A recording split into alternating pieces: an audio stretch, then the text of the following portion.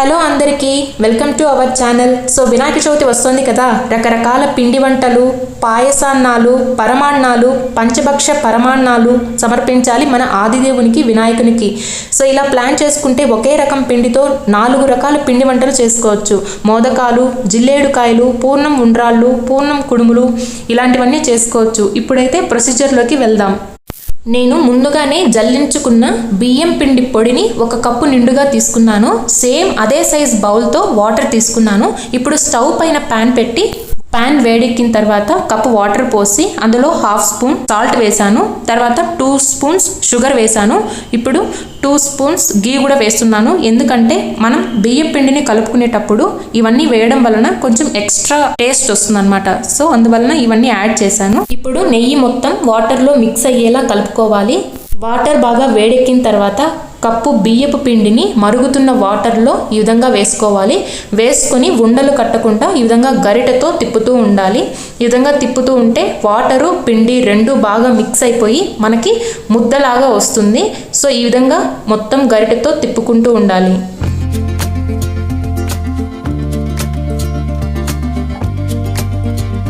ఈ విధంగా పిండి మొత్తం కలుపుకున్న తర్వాత లిడ్తో క్లోజ్ చేయాలి. ఆ ఆవిరికి పిండి మొత్తం బాగా మెత్తబడుతుంది, మనకి ముద్దలు బాగా వస్తాయి. ఇప్పుడు పూర్ణం ప్రిపేర్ చేసుకోవడానికి స్టవ్ పైన వేరొక ప్యాన్ పెట్టి 2 స్పూన్స్ గీ వేసాను. గీ వేడెక్కిన తర్వాత 3/4 కప్పుకి కొబ్బరి పొడిని వేసుకుంటున్నాను. కొబ్బరి పొడి పచ్చిదైనా పర్లేదు, ఎండు కొబ్బరి పొడి అయినా పర్లేదు. ఇప్పుడు కొబ్బరి పొడి మొత్తము నేతిలో బాగా వేగనివ్వాలి. ఎలా అంటే మంచి సువాసన వస్తుందన్నమాట.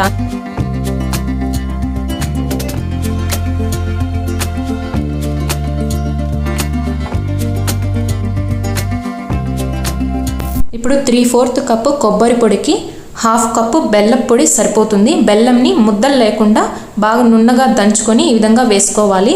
సో ఇప్పుడు బెల్లము కొబ్బరి పొడి రెండు బాగా మిక్స్ అవ్వనివ్వాలి.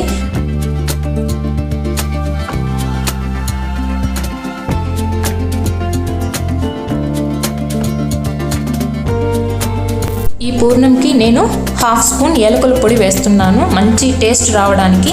సో ఈ విధంగా కన్సిస్టెన్సీ మనకి ప్రిపేర్ అవుతుంది. ఇప్పుడు ఒకవేళ మనకి స్వీట్నెస్ ఎక్కువ ఉంది అని అనిపిస్తే మనము పచ్చి శనగపప్పు పొడిని 2 స్పూన్లు వేసుకోవచ్చు. సో మనకి షుగర్ అనేది కొంచెం తగ్గుతుంది. సో ఈ విధంగా మనకి పూర్ణం అనేది రెడీ అయిపోయింది. ఇప్పుడు ముందుగానే ప్రిపేర్ చేసుకున్న బియ్యపు పిండిని ముద్దగా చేసుకోవాలి. సో మనం చేత్తో ఈ విధంగా చేస్తే బాగా మెత్తబడుతుంది. ఒకవేళ మెత్తగా లేదు అనుకుంటే కొంచెం ఆయిల్ కానీ నెయ్యి కానీ వేసుకొని ఈ విధంగా మెత్తగా ముద్దగా చేసుకోవాలి. దీని నుంచి ఇప్పుడు చిన్న చిన్న ఉండలుగా చేసుకోవాలి. సో మనకు జిల్లేడుకాయలకి కొంచెం ఎక్కువ పిండి అవసరం అవుతుంది. అలానే మోదకాలకి, పూర్ణం ఉండ్రాళ్ళకి, అలానే పూర్ణం కుడుములకి ఈ విధంగా వాటి సైజుని బట్టి మనం ముద్దలు చేసుకోవాలి. ఇప్పుడు అరటి ఆకు పైన కానీ లేదా ఆయిల్ పేపర్ పైన కానీ లేదా కవర్ పైన కానీ నూనె రాసి ఈ విధంగా ముద్దల్ని తట్టి దాంట్లో పూర్ణం పెట్టి మనం ఏం చేసుకుంటున్నామో దాని షేప్కి తెచ్చుకోవాలన్నమాట. నేను ఫస్ట్ జిల్లేడుకాయలు చేయాలనుకున్నాను కాబట్టి జిల్లేడుకాయలు ఈ షేప్లో ఉంటాయి కాబట్టి ఈ విధంగా నేను స్టఫ్ పెట్టి లోపల పిండితో కవర్ చేసి మొత్తం ఈ విధంగా ప్రెస్ చేస్తున్నాను. సో మొత్తం క్లోజ్ అయిపోయింది. సో షేప్ అనేది మనకి ఈ విధంగా వస్తుందన్నమాట. జిల్లేడుకాయలు ఈ విధంగా ఉంటాయి.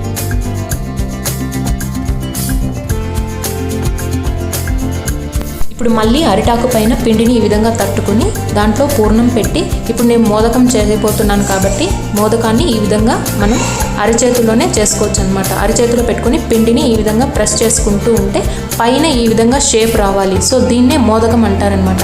వీటికి బయట మౌల్డ్స్ కూడా దొరుకుతాయి. సో ఈ విధంగా చేసుకోలేకపోతే మనం మౌల్డ్స్లో పెట్టి ప్రెస్ చేసినా మనకి షేప్ అనేది వస్తుంది.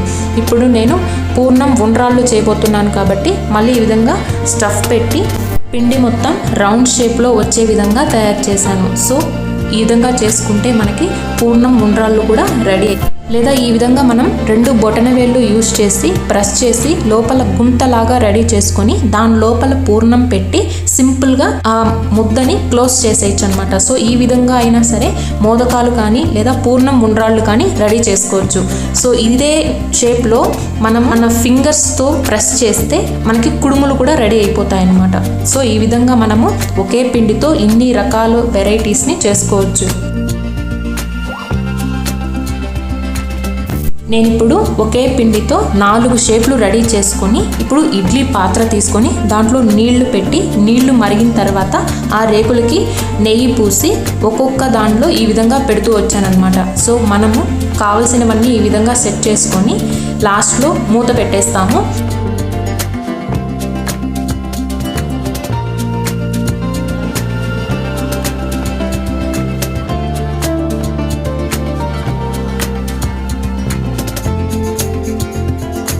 ఇలా మూత పెట్టిన తర్వాత హాఫ్ ఫ్లేమ్లో 10 to 15 మినిట్స్ పాటు వీటికి ఆవిరి పట్టనివ్వాలి. సో ఈ విధంగా ఆవిరి పట్టిన తర్వాత చూడండి, ఇక్కడ వాటర్ అనేది కనిపిస్తుంది వీటి కింద. బాగా ఆవిరి పడితే షేప్ చెదిరిపోకుండా మనం ఏ షేప్లో చేసామో అదే షేప్లో ఉంటాయి.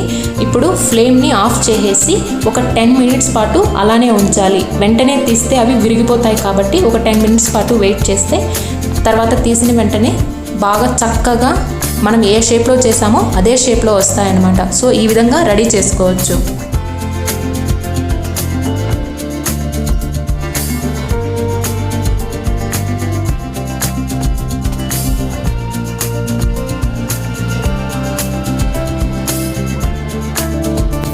అంతేనండి, ఒకే బియ్యం పిండితో మనము ఈ విధంగా ఇన్ని రకాల వెరైటీస్ని చేసుకోవచ్చు. వినాయక చవితి అంటేనే చాలా పెద్ద పని ఉంటుంది కాబట్టి ఈ విధంగా మనము టైంని అడ్జస్ట్ చేసుకొని చేసుకోవచ్చు. వీటితోనే మనము పాల తాలికలు అలానే ఉండ్రాళ్ళ పాయసం కూడా చేసుకోవచ్చు. సో వీలున్నప్పుడు నేను ఆ వీడియోని కూడా పోస్ట్ చేస్తాను. సో ఇప్పుడైతే వేడిగా వినాయకుడికి ఈ పిండి వంటలు రెడీ అయిపోయాయి అన్నమాట.